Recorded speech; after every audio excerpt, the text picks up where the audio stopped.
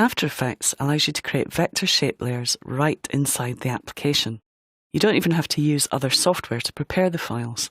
This video takes you through the basics and shows you how to use the controls in the Composition panel and the Timeline panel to create organic shapes and patterns for your creations. And we're going to start in this project here, shapelayers.aep. And here you'll see I have my footage of this man spinning round, and that's been looped. And what we're going to do here is have these little pop-up taglines coming up to tell us details about the energy drink that we're advertising here. So what I want to do is somehow outline these. And I'm going to start by just creating some rectangles to go around the text just to highlight them. So if we go up to the toolbar, you'll notice that you can select the rectangle tool here, and underneath are other shape tools. Now, if you're creating a shape layer, you need to first of all make sure that you have nothing selected down in the timeline. If you're unsure, just click at the bottom here to make sure that no layers are selected. Because if you select a layer, and don't follow me here, just watch, and then draw a rectangle, you'll actually draw a mask. So you don't want to do that. So if you've done that, just undo the new rectangle, and instead deselect the layers, and then select the rectangle tool. And now, if you move over here and just draw a rectangle around this text, you'll notice it creates a new layer called Shape Layer 1. And we've created a rectangle around our text. Now, if you have the default settings, the chances are that you have a red fill inside that square, and it looks something like this. My settings had changed from the default settings, and yours may have too, so you may have different results than what you see here on the screen. But if you have the default settings, you should see a red rectangle with a white stroke.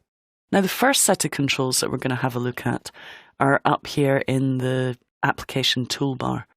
And you'll see here, first of all, we have buttons which allow us to choose whether this tool creates a shape or a mask. So if you did have a layer selected, you could override the default selection type by clicking on one of these buttons. Then here you have your fill options. You can click on the colour swatch if you want to choose a different colour, for example blue. Or if you click on this yellow hyperlink here, you can open up the fill options dialog where you can choose between solid colour, gradient, or radial gradient. Now, what I want you to do, there's also blending modes in there incidentally, but I want you to choose none for the fill. So we're not going to have it filled with anything, and then we're going to click OK.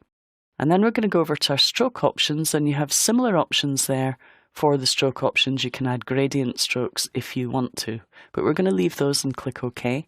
And we're just going to increase the stroke value to a value of maybe about 5, something like that. So we have a stroke around our text, which is quite nice. Now, I also want to highlight this by maybe having an arrow or a line that attaches it to his body. So what we can do is then draw a line using the pen tool. And we can draw it in this existing shape layer. So I can add graphic elements to the shape. So I can select the pen tool and just click on it here, and it creates a new shape layer.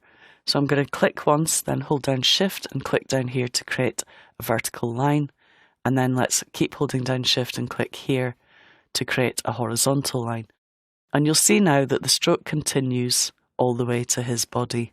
Now, if we have a look down in the timeline, you can see the controls down here. So we've switched off the fill. So notice that the fill is a separate item in the timeline, and it has an eyeball that I can switch on and off. So if you decide you want to see what the fill looks like, you can toggle it on and off. Now, all of these have separate controls. So if we open up the stroke options, notice that I can adjust the stroke width. Now you'll notice that it's only adjusting it for the rectangle. And that's because if we have a look here, you'll see we have the rectangle, then we have the shape on top. So each part of the shape has been created as a separate item. Now there are other ways of doing that. Instead of actually creating a separate item, what we can do is add one shape to another, and I'll show you how to do that in the next step. But in this situation, where we have the rectangle and the shape as two separate items, we would have to go into the stroke value of this one, make an adjustment, go into the stroke value of this one and make an adjustment. Now if you want to make that easier, you can select the shape layer and just click on the search dialog or search text field and type in stroke. And that will open up both stroke widths for this layer. Okay, so we can easily change them. You could also link them together as well using expressions once you get a little bit more confident with After Effects. Now for the next one, what we're going to do is close up that shape layer, deselect, and then we're going to go up to our comp panel and we're going to create a new one. So this time we're going to choose the rounded rectangle tool just to give us a bit of variety. And it's going to remember the settings we set for the initial shape, so we can just click and drag around the text and it creates the shape we want. But this time, instead of adding another shape group, what we'll do is have this group selected and instead go to the Add menu, and we're going to choose Ellipse this time. And notice it adds an ellipse to this group. You'll notice that it appears underneath Rectangle 1. So Rectangle 1 contains the rectangular path that we drew, but also an elliptical path. Now I can go in here, you'll notice that there are transform properties for the rectangle, and if I adjust that, it moves everything as a group. But I can also go into the ellipse and adjust its position independently of the rectangle. So I can just move that into position, I can scale it down, and we can start to create like little speech bubbles. Now, of course, once I've created that, I could just go to Edit, Duplicate, and create a second one. Scale it down, move it across a little bit and down, and we start to create the effect that we want and go on and on and on, creating as many as we want.